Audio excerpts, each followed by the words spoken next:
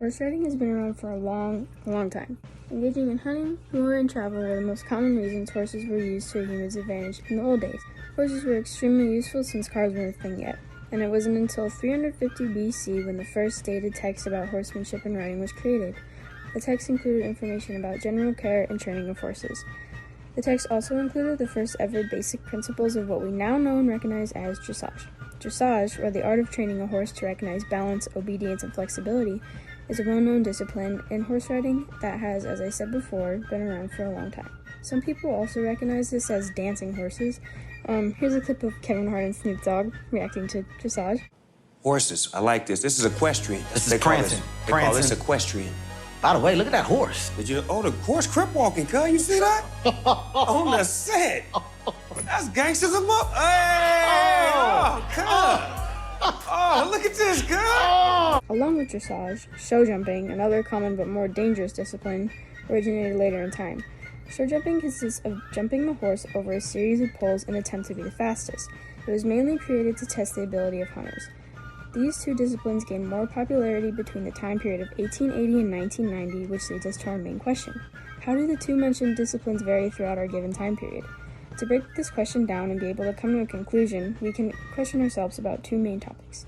We can ask ourselves about the average cost to care for and compete with a horse, and if any major events altered horse riding and shaped it into what it is today. To start ourselves off, we can look at this source. As we can see, the average cost of a horse was around $60. Taking a look at the source, the Horse and Mule Outlook, of this graph, we can notice that the price of horses was at an all-time high between the years 1900 and 1910, reaching over $100. This was due to the blooming popularity of competitive horses. They were higher in demand. As for things like feed, we can look at the source. The Summative encyclopedia for practical information about the housekeeper, the gardener, the farmer, the artisan, the businessman, and the young folks on page 136. To get an idea of how much it costed. In 1880, their diet mostly consisted of corn and hay, which costed around 36 to 39 cents per bushel, which is 60 pounds. Looking at another primary source, horses, mules, and motor vehicles, we can see that in the 1900s, specifically 1913, the price of hay begins an upward trend. This source states that an alfalfa meal was 31 cents per 27 pounds, which if you do the math is 62 cents for only 54 pounds, which is much more expensive than in the previous years. Coming to a conclusion, we can observe that a horse's diet was more corn-filled in the 1800s, but slowly changed to strictly hay in the 1900s, which ended up being costly. Going into more about the history and the events of horse riding, we can explore the incidents that people endured that might have shaped horse riding into what we see in modern day. Also, Miss Schmidt. Horses have become more popular because of what we've been learning about in class. Because there was an increase of leisure time, and also cars were more practical, so horses kind of went from being used for transportation to being more used for entertainment. The first ever recorded competitions consist of high jumping, which is where riders would jump over walls and hedges reaching 6 and even 7 feet. For reference, this is me jumping about 4 feet and 8 inches, so yeah, really tall. Knowledge about the correct shoeing, warm-up, and correctly fitting tack is essential to achieving a high-quality show horse that will not feel the effects of bodily stress after jumping at these levels. In 1880, obviously people had not achieved this level of knowledge yet, since it was the beginning of the sport as a whole, and most people were just testing out the waters. Consequences of an insufficient warm-up, hard ground, overworking, and of related issues can easily lead to inflammation, bone bruising, sore feet, and even ligament tears.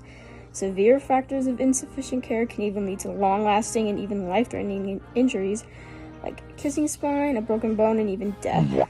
In the beginning of show jumping competitions, courses lacked originality, good footing, and even penalization for circling in between the jumps. And circling in between the jumps takes away from the flow and the smoothness of the course, meaning that it should be penalized.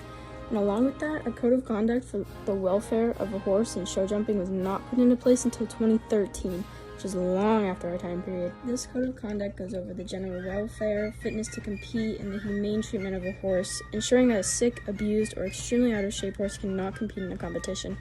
Again, this code of conduct was not put into place until 2013, meaning that horses could participate in a competition with bad ground, extreme weather conditions, unsafe stabling, without veterinary treatment, even while being abused with the excessive use of a whip or spur. If we connect the dots here and realize that we are putting uneducated people into a horse world with no regulations, we can come to a conclusion that horse riding was much different and much more dangerous throughout the time period of 1880 and 1919. Looking back into our analysis, we can take into account the acquired knowledge from our time period And the trial and error throughout these years helped to shape what we now know as a healthy diet for a horse and give us experiences to look back on and prevent in the future. In recent days, you don't see 6 to 7 foot jumpers anymore. This proves that we have learned from the past, and although entertaining, jumping that high is very dangerous for both the horse and rider. Since then, the average diet of a competitive horse has also changed to various types of hay and grain, as they have been proven to be very beneficial for muscle growth and increased strength. Overall, the years 1880 through 1919 were a huge learning and experimenting period for sport horses, and we have learned endless tips and the correct way to do things because of it. Modern day horse riding is now safer and completely humane. The results of my investigation were very accurate and informational. Since I found 3 good primary sources, I got extremely accurate information to prove my point and explain.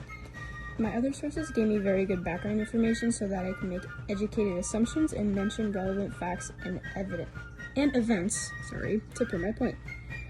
My research allowed me to go over every point in detail. I apologize. The rest of the idea was a try.